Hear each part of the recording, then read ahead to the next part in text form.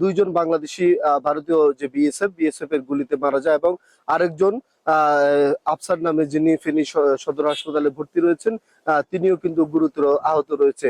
নিহতদের মধ্যে একজন হচ্ছে মিল্লাত, যার বয়স হচ্ছে যে 30, এবং আর ওইজন হচ্ছে যে লিটন, যার বয়স হচ্ছে যে 22। আমরা কথা বলেছি নিহত যারা রয়েছেন তাদের স্বজনদের সাথে। স্বজনরা আমাদেরকে যেমনটি জানিয়েছেন তারা পরশুরাম পৌরসভার বাসপুদু এলাকায়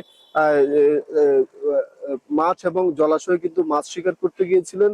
আর সেখানে বিএসএফ তাদেরকে অতর্কিত হামলা করেছে, গুলিবিদ্ধ করেছে, যার ফলশ্রুতিতে তারা কিন্তু গুরুতর আহত হয়েছে। আমরা এই সীমান্তের এই হত্যাকাণ্ডের বিষয়ে কথা বলেছিলাম ফেনীস্থ বিজিবির যে ব্যাটালিয়ন রয়েছে, ব্যাটালিয়নের অধিনায়ক লেফটেন্যান্ট কর্নেল মোশাররফ হোসেনের সাথে। তিনি আমাদেরকে যেমনটি জানিয়েছেন যে এই ফেনীর বাসপদুয়া সীমান্তে দুই বাংলাদেশি কিন্তু গুলিবিদ্ধ হয়ে নিহত হয়েছেন।